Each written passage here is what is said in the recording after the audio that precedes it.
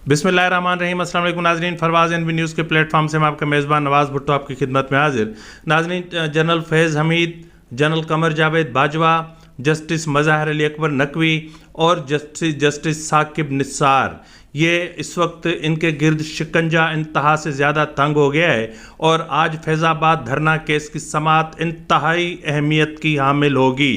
इसके अलावा हम बात करेंगे जनरल फैज़ हमीद के हवाले से कि टॉप सिटी केस में जो मुइज़ खान की जो दरख्वास्त थी उस पर जो ऑर्डर जारी हुआ है वो ऑर्डर नहीं है, जनरल फैज़ हमीद के लिए एक चार्ज शीट है। यानी अब जनरल फैज़ हमीद चाहे तो अपना इल्ज़ाम शिफ्ट कर सकता है जनरल कमर जावेद बाजवा पर, और अबसार आलम ने और कौन सा एक तूफ़ान या बिजली गिराई है फैज़ हमीद पर। इन तमाम उमूर पर आज के वीलाग में हम तफसील से बात करेंगे। अगर आपको मेरा वीलाग पसंद आए तो मेहरबानी करके मेरे चैनल को सब्सक्राइब करना, लाइक करना और शेयर करना मत भूलिएगा। बेल आइकन दबा दीजिएगा ताकि आप तक बर वक्त मेरे वीलाग्स पहुँचते रहें। नाज़रीन, इसमें जो रिसेंटली जो सिचुएशन क्रिएट हुई है उसमें एक चीज़ तो वाज़े हो के और साफ़ हो के सामने आ गई है कि हमारी इस्टेब्लिशमेंट के अंदर अकाउंटेबिलिटी का सिस्टम नहीं है। हमारे फ़ौज के अंदर जो एहतसाब का अमल इंतहा से ज़्यादा सख्त होना चाहिए,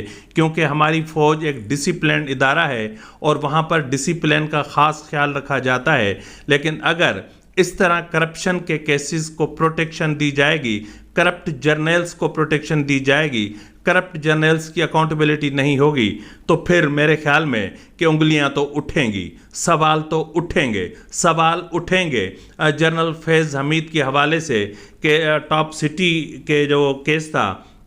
जिसमें जो है वो कमर मुइज़ खान के हवाले से जो सुप्रीम कोर्ट में दरख्वास्त आई थी और 3 रुकनी बेंच ने समाअत के बाद जो ऑर्डर जारी किया है और उसमें जो 7 इल्ज़ामात आयद किए गए हैं वो 7 इल्ज़ामात नहीं हैं, बल्कि जनरल फैज़ हमीद पर चार्ज शीट है। और जनरल फैज़ हमीद के संगीन जराइम अब रिकॉर्ड का हिस्सा बन गए हैं, सुप्रीम कोर्ट के रिकॉर्ड का हिस्सा बन गए हैं और एक अदालत के ऑर्डर का हिस्सा बन गए हैं। यानी अब जनरल फैज़ हमीद के ख़िलाफ़ डिफेंस मिनिस्ट्री में विद इन 7 डेज़ जो है वो फैज़ हमीद के ख़िलाफ़ दरख्वास्त भी दायर हो सकती है। इसके अलावा फैज़ हमीद के ख़िलाफ़ FIR का इंदराज भी हो सकता है और इसके अलावा जनरल फैज़ हमीद के ख़िलाफ़ कमर मुइज़ खान चाहें तो डैमेजेस का सूट भी फाइल कर सकते हैं। तो इसका मतलब ये है कि जनरल फैज़ हमीद बुरी तरह फंस चुके हैं। एक तासुर ये भी पाया जाता है कि टॉप सिटी केस का जो मतलब है वो फैज़ाबाद धरना केस से इस्टेब्लिशमेंट ने तवज्जो हटाने के लिए दाखिल किया था, और यही वजह है कि टॉप सिटी में जनरल फैज़ हमीद पर जो इल्ज़ामात आयद किए हैं वो सिर्फ करप्शन के हैं, वो सिर्फ अख्तियारात के नाजायज़ इस्तेमाल के हैं, वो सिर्फ उस ओहदे पर, उस मनसब पर और उस हलफ की खिलाफ वर्जी है जिस पर फैज़ हमीद उस वक्त तैनात था। क्योंकि टॉप सिटी में जनरल फैज़ हमीद टारगेट हो सकता है, ज़्यादा से ज़्यादा वो अपना इल्ज़ाम जनरल कमर जावेद बाजवा तक मुंतकिल कर सकता है। लेकिन इस वक्त तो ऐसा महसूस हो रहा है कि जैसे ISI का DGC हो या फिर कोई मामूली मुलाजिम हो या फिर DG ISI हो, वो अपने आप में चीफ ऑफ आर्मी स्टाफ होता है। तो इसका मतलब ये भी हुआ कि आर्मी के अंदर या एक इदारे के अंदर अकाउंटेबिलिटी का सिस्टम ना होने की वजह से कई मसाइल जन्म ले रहे हैं और ये मसाइल आगे चल के इस इदारे के लिए बहुत ही ख़तरनाक साबित हो सकते हैं। जिस तरह आज अगर हम इसको देखते हैं तो फिर जिस तरह चीफ जस्टिस काजी फायज़ ईसा ने टॉप सिटी वाला केस अपनी यानी सुप्रीम कोर्ट के गले से निकालकर उन तमाम इल्ज़ामात के साथ भेज दिया है डिफेंस मिनिस्ट्री में, अब डिपेंड करता है डिफेंस मिनिस्ट्री पे कि वो जनरल फैज़ हमीद के ख़िलाफ़ क्या कार्रवाई करते हैं। अगर जो है वो डिफेंस मिनिस्ट्री भी कोई कार्रवाई नहीं करती और फिर अगर उसके खिलाफ कोई क्रिमिनल प्रोसीडिंग भी नहीं होती और फिर अगर उसके खिलाफ डैमेजेस का सूट भी फाइल नहीं होता और फिर उसके खिलाफ जो मॉरल करप्शन है उसका भी कोई अजाला नहीं होता, तो फिर सुप्रीम कोर्ट का फोरम मौजूद है। کیونکہ اس وقت جو امپارٹنٹ ہے وہ ہے فیض آباد دھرنا کیس، اور فیض آباد دھرنا کیس میں سپریم کورٹ کی 3 رکنی بینچ نے جو فیصلہ دیا تھا، جس میں کہا گیا تھا کہ ایڈوکیٹ اٹارنی جنرل حکومت سے یہ نوٹیفیکیشن لے کر آئیں کہ وہ انکوائریز اینڈ کیا ہوتا ہے انکوائریز کمیشن ایکٹ جو بھی ہوتا ہے اس کے تحت ایک اعلیٰ سطحی اور با اختیار تحقیقاتی کمیشن تشکیل دے، اس کے ٹی او آرز کو فائنل کرے، اور نیکسٹ ہیئرنگ یعنی آج جو ہیئرنگ ہو رہی ہے اس پر یہ جو اپنا جو جواب ہے اور جو نوٹیفیکیشن ہے وہ جمع کروائیں گے، اور اس کے بعد پھر دیکھتے ہیں کہ اس کمیشن کے ٹی او آرز کیا ہیں اور ان کو کتنی مدت دی جاتی ہے ذمہ داروں کا تعین کرنے کے لیے اور ان کی سزاؤں کے لیے کہ ان کو کس طرح کی ان کے خلاف کارروائی ہو سکتی ہے، کس کے خلاف کارروائی ہو سکتی ہے، اکیلا ڈی جی سی جنرل فیض حمید تھا یا پھر اکیلا ڈی جی رینجرز تھا یا پھر پورا ادارہ اس میں ملوث تھا۔ تو جس طرح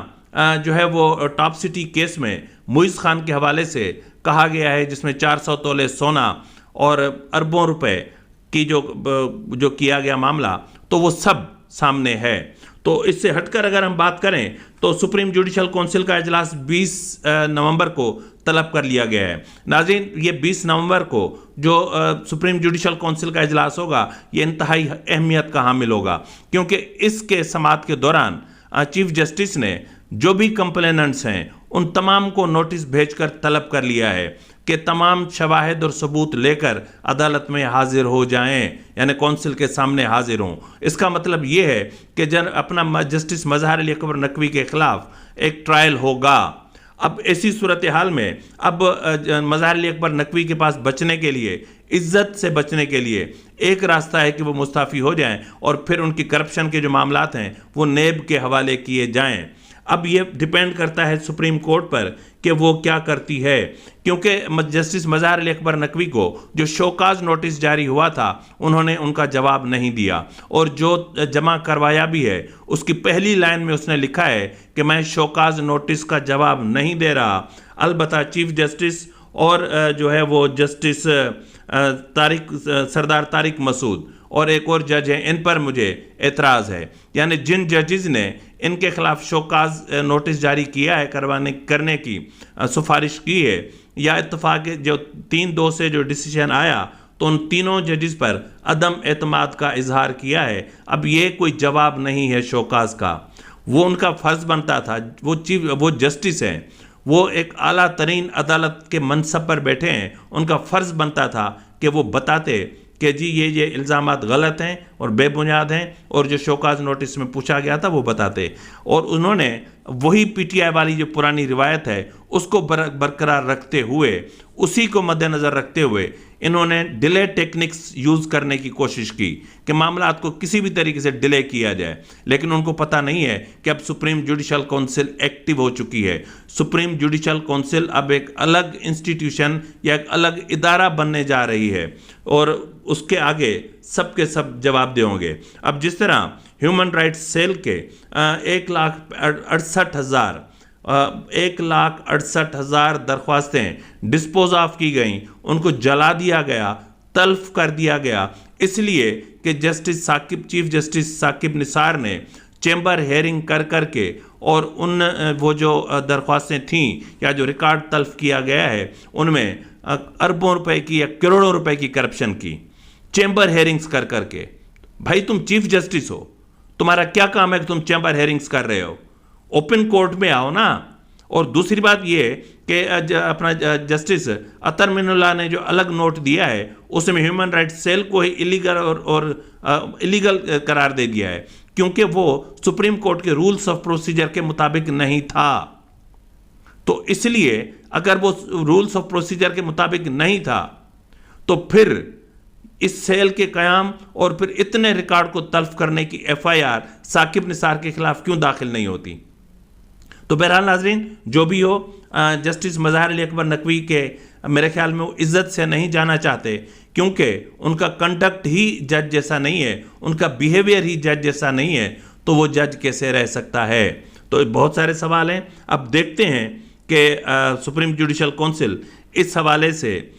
کون سا اقدام اٹھاتی ہے. اور جس طرح میں نے کہا کہ معیز خان کے کیس میں آرڈر میں عدالت نے کہا ہے کہ اپنا اس وقت ڈی جی سی